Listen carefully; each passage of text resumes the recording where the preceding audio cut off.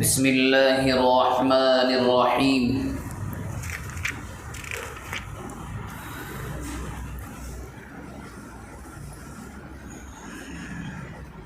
ثم بعثنا من بعدهم موسى وهارون إلى فرعون وملئه بآياتنا فاستكبروا وكانوا قوما مجرمين فلما جاءهم الحق من عندنا قالوا إن هذا لسحر مبين قال موسى تقولون للحق لما جاءكم أسحر هذا ولا يفلح الساحرون۔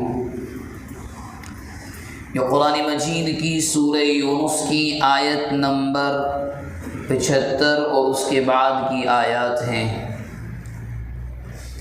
دراصل ان آیات میں جو مشہور اور معروف واقعہ ہے سیدنا حضرت موسیٰ اور ہارون علیہ السلام اور فرعون کے درمیان کا، اس کو ذکر کیا ہے اختصار کے ساتھ، مختصر کر کے، اور یہ واقعہ چلتا ہے تقریباً آیت نمبر 92 تک، جہاں پر قرآن نے فرعون کا انجام بیان کر دیا ہے کہ کیا ہم نے اس کے ساتھ کیا۔ دراصل اس سے پہلے سے اس صورت میں ایک سلسلہ چلا آ رہا ہے کہ قرآن مجید میں اس سے پہلے بھی یہ سلسلہ یا طریقہ رہتا ہے کہ فلاں نبی آئے، ہم نے فلاں نبی کو بھیجا۔ اسی طرح یہاں بھی یہ سلسلہ آیا تو قرآن ذکر کرتا ہے کہ ہم نے اس کے بعد، یعنی اس سے پہلے جتنے انبیاء آئے، حضرت نوح علیہ السلام وغیرہ وغیرہ، اس کے بعد ہم نے موسیٰ اور ہارون کو فرعون اور اس کے سرداروں کی طرف بھیجا اپنی نشانیاں لے کر۔ وہ قبول تو کیا کرتے، انہوں نے تکبر کیا اور وہ مجرم بن بیٹھے۔ اور جب دربار میں گئے موسیٰ علیہ السلام، نشانیوں کو دکھایا تو یوں کہا ان ھذا لسحر مبین۔ جب موسیٰ علیہ السلام نے اپنا معجزہ ان کو دکھایا، جو اس سے پہلے میں نے ایک مرتبہ آپ سے کہا تھا کہ جادو اور معجزے میں بہت بڑا فرق ہے، تو وہاں پر فرعون نے یہی کہا یہ تو جادو ہے، تم تو جادوگر ہو۔ موسیٰ علیہ السلام سے فرعون نے کہا تو انہوں نے جواب دیا، اور قال موسیٰ تقولون للحق لما جاء، حق تمہارے سامنے ہے، معجزہ میں لے کر اللہ کے پاس سے آیا ہوں، میرا عصا سانپ بن جاتا ہے، اس کے بعد بھی تم یہ کہہ رہے ہو کہ یہ جادو ہے۔ اسحر ھذا، چلو مان لیا جادو ہے، ولا یفلح الساحرون، جادوگر کامیاب نہیں ہوتا۔ مطلب اشارہ ہے اس بات میں جادو کچھ وقت تک کیا جا سکتا ہے، جادو میں حقیقت نہیں ہوتی۔ میں نے آپ کے سامنے اس سے پہلے بھی جب وہ واقعہ آیا تھا، پہلے یا دوسرے دن، قرآن مجید کا جو پہلا پارہ ہے وَاتَّبَعُوا مَا تَتْلُو الشَّيَاطِينُ عَلَىٰ مُلْكِ سُلَيْمَانَ کے جادو کی شروعات کیسے ہوئی، تو آپ سے میں نے ذکر کیا تھا، یہ بات آئی تھی کہ جادو 3 طرح کا ہوتا ہے، نظر بندی کرنا، کسی کی سوچ پر قبضہ کرنا، یہ سامنے والی چیز کی رنگت، اس کی حالت بدل دینا، اور یہ کچھ وقت کے لیے ہوتا ہے، ایسا نہیں کہ نہیں 2 دن ہو گیا، 10 دن ہو گیا، چلو مان لیا کسی کو نقصان پہنچانا ہو، کچھ دنوں تک تو ہو سکتا ہے مگر ہمیشہ نہیں ہو سکتا، ایک مدت ہوتی ہے، ختم ہو جاتا۔ موسیٰ علیہ السلام وہی تو کہہ رہے ہیں، تم اس کو جادو کہہ رہے ہو، وَلَا يُفْلِحُ السَّاحِرُونَ، جادوگر تو کامیاب نہیں ہوتے۔ یہ سلسلہ گفتگو کا چلتا رہا، جادوگر ادھر سے بھی آئے، موسیٰ علیہ السلام نے جواب دیا، اپنے عصا کو ڈالا، آپ کی لاٹھی نے ان تمام رسیوں کو جو جادوگروں نے ڈالی تھی ان کو نگل لیا، اور جادوگر ایمان لے آئے۔ 90 پارے میں اس کا تذکرہ ہے، 19ویں پارے میں اس کا تذکرہ ہے، اس واقعے کو قرآن نے بڑا بیان کیا ہے، جادوگر ایمان لے آئے۔ تو فرعون نے کہا قال آمنتم، تم ایمان لے آئے، میں نے تمہیں اجازت ہی نہیں دی، کیونکہ اس کے ذہن میں یہ تھا کہ موجودہ دنیا میں مجھ سے بڑا کوئی نہیں ہے، سورہ طٰہٰ میں جو 16واں پارہ یہاں تک اس کے الفاظ قرآن نے ذکر کیے ہیں، اور اسی طرح سے 20ویں پارے میں ذکر کیے ہیں انا ربکم الاعلی، میں ہی خدا ہوں، سب کچھ میں ہی تو ہوں۔ اور اس نے یہاں تک کیا تھا، اپنے وزیر سے کہا سیڑھی بناؤ آسمان تک۔ 20ویں پارے میں جب نمبر آئے گا انشاءاللہ اس کا ذکر کروں گا۔ تو اس نے کچھ سیڑھی عمارت بنائی، اور اس نے کیا کیا، ایک بھالا، ایک خنجر آسمان کی طرف پھینکوایا، اور موسیٰ سے کہا دیکھ تیرے خدا کو ہم قتل کرنے جا رہے ہیں، نعوذ باللہ۔ تو اللہ تو انسان کیا جیسی سوچ رہتی ہے ایسا معاملہ فرماتے ہیں، اوپر سے وہ خنجر خون میں رنگا ہوا آیا۔ اللہ کی قدرت، اللہ کی مشیت۔ اس بیوقوف نے سمجھ لیا، خوشی منائی کہ ہم نے موسیٰ کے خدا کو قتل کر دیا ہے، نعوذ باللہ۔ یعنی انسان اس کی سوچ اور خیال اتنا تکبر میں چلا گیا تھا کہ تصور نہیں کر سکتا۔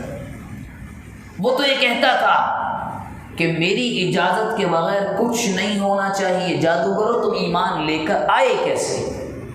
میں نے بلایا، تم نے مجھ سے یہ کہا اگر ہم جیت گئے تو انعام، میں نے کہا جو تم چاہو۔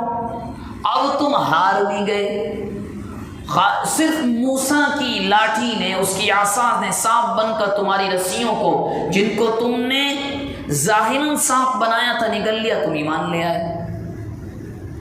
یہ تمام چیزیں ہوتی رہی، وہ ایمان بھی لے آئے۔ لیکن قرآن کا پھر بھی بیان یہ ہے کہ موسیٰ علیہ السلام کی قوم میں بہت کم لوگ ایمان لے کر آئے تھے۔ کیوں؟ علی خوف من فرعون وملئہم ان یفتنہم، فرعون اور اس کے سرداروں کے ڈر سے ہی ہم ایمان لے آئے، کہیں ایسا نہ ہو کہ ہمیں آزمائش میں ڈال دیں۔ کیونکہ فرعون کا نام یوں ہی مشہور نہیں ہوا، اس نے ظلم کی وہ داستانیں رقم کی ہیں کہ اس کے بعد آپ صلی اللہ علیہ وسلم سے پہلے ویسا ظلم کبھی نہیں ڈھایا گیا۔ جب موسیٰ علیہ السلام کے پیدائش کا وقت قریب تھا اور اس کے نجومیوں کاہنوں نے خبر دی کہ ایک بچہ پیدا ہوگا جو نبی بنے گا، تیری سلطنت کو اس سے خطرہ ہے، یقین نہیں کریں گے، ایک دن میں ہزاروں بچوں کو تلوار کی نوک پر ماں کے پیٹ سے باہر آتے چھین کر قتل کر دیا جاتا تھا۔ کیوں؟ کوئی بچہ پیدا ہو کر موسیٰ نہ بن جائے۔ مگر قرآن مجید کا 20واں پارہ بیان کرتا ہے کہ ہم نے پرورش موسیٰ کی اسی کے محل میں کرائی، اور قرآن نے بتلایا، اللہ نے فرمایا قرآن کے اندر خدا ہم ہیں، آپ چاہے زبان سے کتنے بڑے بول لیں، مالک تو ہم ہیں، جیسا چاہیں گے ویسا ہوگا۔ تو بہرحال یہ ہوتا رہا۔ اب حد یہ ہو گئی کہ موسیٰ علیہ السلام نے بد دعا کر دی۔ ایک وقت ہوتا ہے، صبر کا پیمانہ جب لبریز ہو گیا تو موسیٰ علیہ السلام نے کہا مولا اب بس ہو گیا، اب برداشت نہیں ہوتا، میری قوم پر ظلم کی انتہا، کوئی حد نہیں رہ گئی ہے۔ تو موسیٰ علیہ السلام نے اللہ تبارک و تعالی سے دعا کی اور کہا اے اللہ تو نے فرعون اس کے ماننے والوں کو تو مال دیا ہے، بے انتہا بہترین طریقے سے رہتے ہیں، اتنا مال دیا ہے کہ ربنا لیضلوا عن سبیلک، وہ لوگوں کو لالچ دیتا ہے مال کا اور تیرے راستے سے ہٹا لیتا ہے۔ اے اللہ بس ہو گیا، اطمس علی اموالہم واشدد علی قلوبہم، ان کے مالوں کو جمع دے، ان کے دلوں کو پتھر بنا دے، فلا یؤمنوا حتی یروا العذاب العلیم۔ ایک نبی جب یہ الفاظ کہے تو نشانی اچھی نہیں ہوتی۔ کہنے لگے اللہ یہ اس وقت تک ایمان لے کر نہیں آئیں گے جب تک آپ کا عذاب نہ دیکھ لیں۔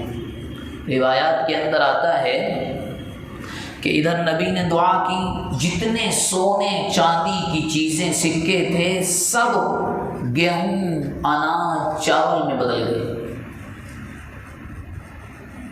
اور یہ موسیٰ علیہ السلام کی ان 9 نشانیوں میں سے جس کا ذکر قرآن نے ایک جگہ کیا ہے کہ تمام چیزیں مال وال سب غلے میں چینج ہو گئے، فروٹ میں بدل گئے۔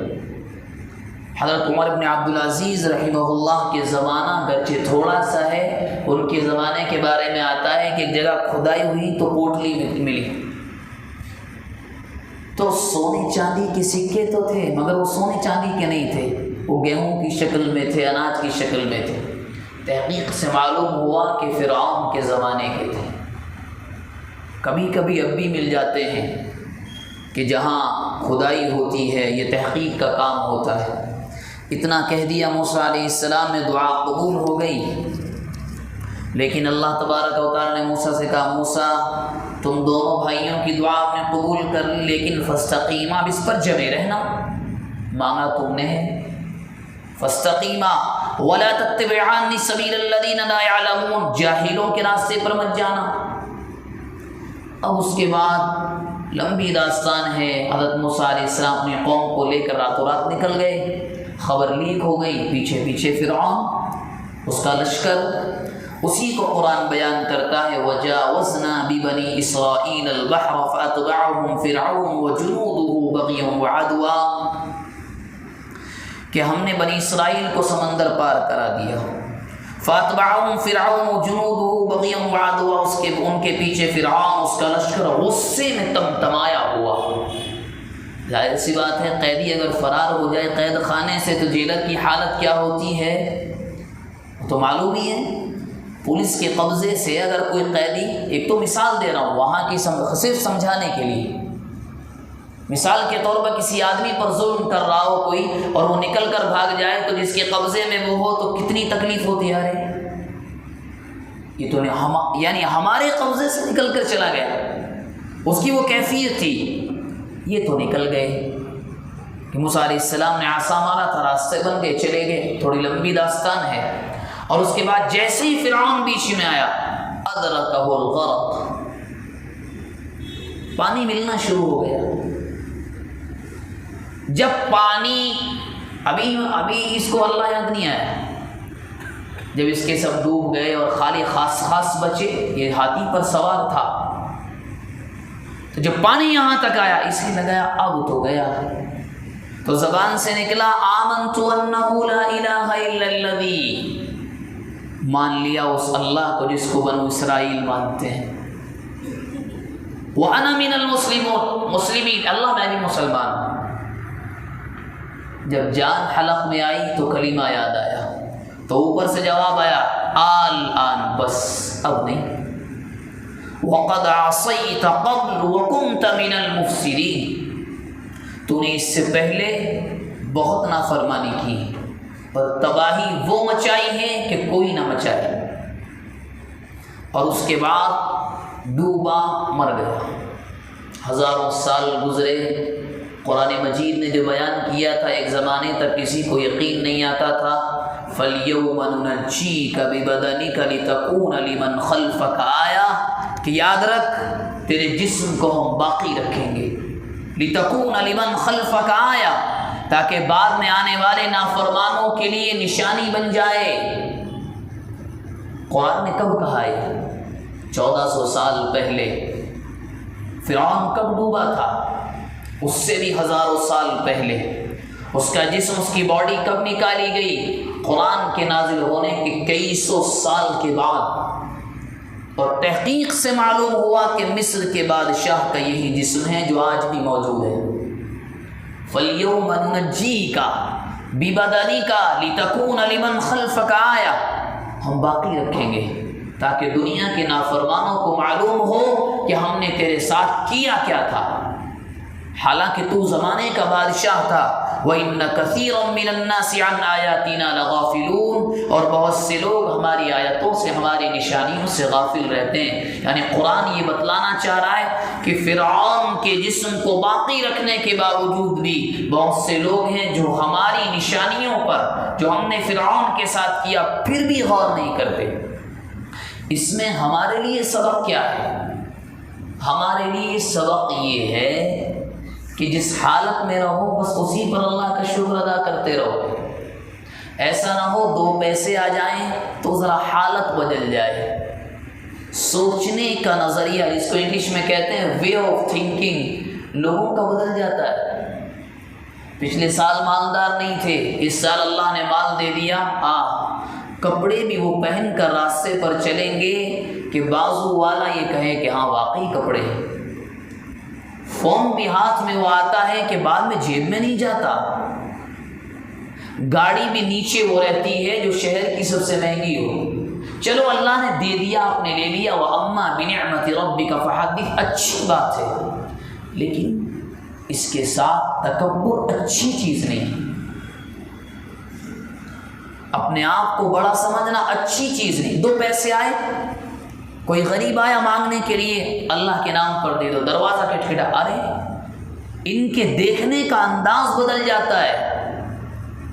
جو نیا مالدار ہو اس کی حالت آپ سے بیان کر رہا ہوں، بات کرنے کا انداز بدل جاتا ہے، اور اگر اللہ واپس لے لے اسی کا تو ہے، اللہ نہ کرے ایسا ہو آپ کے ہاتھ میں بھی کٹورا آ جائے تو، اور آپ بھی اسی کے در پر جائیں جو کل آپ کے در پر آیا تھا، وہاں جا کر آپ پھیلائیں، وہ دے گا، مگر آپ سوچنے پر مجبور ہو جائیں۔ تکبر، غرور سوائے اپنے آپ کے نقصان کی کچھ اور نہیں کرتا۔ ایک واقعہ ذہن میں آیا، ٹائم تو ہو چکا ہے پھر بھی آپ سے ذکر کر دو۔ اللہ کے نبی کے خاندان کی ایک خاتون غربت کی حالت میں، کیونکہ آل رسول کو صدقہ اور خیرات تو جائز نہیں ہے کھانا، ایران کے علاقے میں دروازے کو کھٹکھٹایا اور یہ کہا کہ بیٹا میرے 7 بچے ہیں، میں ذرا صدقہ اور خیرات نہیں کھا سکتی، اگر ہدیے کے نام پر آپ کچھ دے دیں تو ہمارا گزر بسر ہو جائے گا۔ یہ مسلمان ہیں، ذرا نیا مالدار، دروازہ بند کر لیا۔ اللہ کے نبی کو خواب نظر آیا، ایک مجوسی کے خواب میں اللہ کے نبی آئے، آگ کا پجاری، اور اس سے کہا میری ایک بیٹی ہے بڑی پریشان ہے، تیرے دروازے پر آئے تو خیال کرنا۔ یہ میں آپ کو خواب کا مطلب بتا رہا ہوں، خواب بہت لمبا ہے۔ اتفاق سے اس اللہ کی بندی نے دروازہ نوک کیا، یہ سمجھ گیا، کچھ نہیں کہا، دروازہ آیا، اندر بلایا، پورے عزت اور اکرام کے ساتھ رکھا۔ اللہ کے نبی دوبارہ اس کو خواب میں نظر آئے کہ اس سے ایمان بھی چھین لیا گیا ہے، حالت یہ ہے، اور اللہ کے نبی ناراض ہیں اپنے امتی سے۔ تو اس نے پوچھا اللہ کے نبی کیا ہوا؟ اب پوچھ رہے ہو کیا ہوا؟ ہماری ایک بیٹی تمہارے دروازے پر آئی تھی، تمہارے پاس سب کچھ تھا، تم بھول گئے، تم نے آنکھیں بند کر لی، وہ فلاں کے گھر میں، اللہ کے نبی جا کے واپس لے آؤ۔ خواب ختم ہو گیا، کوئی جواب نہیں آیا، یہ بھاگا ہوا گیا، دوڑا ہوا، دروازہ کے مجوسی باہر آیا، وہ ایک مسلمان بہن ہے ہماری، آپ کے یہاں قیام، اس کو لینے آئے ہیں۔ اس نے کیا کہا؟ اب موقع ہاتھ سے گیا، میں خود مسلمان ہوں، ابھی ایمان لے کر آیا ہوں، مجھے نبی اکرم صلی اللہ علیہ وسلم میرے خواب میں آئے تھے، میرا کام بن گیا ہے۔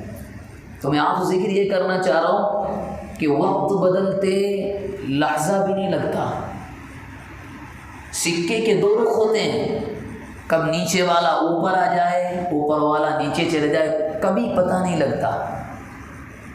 انسان کو جب اللہ مال دیتا ہے نا، اگر شکر ساتھ میں آ جائے تو آپ لکھ کر رکھ لیں، کبھی آپ کسی کے سامنے ہاتھ نہیں پھیلائیں گے، لیکن اگر ناشکری آ جائے تو اس کے بارے میں تو قرآن نے یہ صاف کہہ دیا، وَلَئِن كَفَرْتُمْ إِنَّ عَذَابِي لَشَدِيدٌ، ہم ایسا پکڑیں گے تم رو گے، گڑ گڑاؤ گے، نہیں ملے گا دوبارہ۔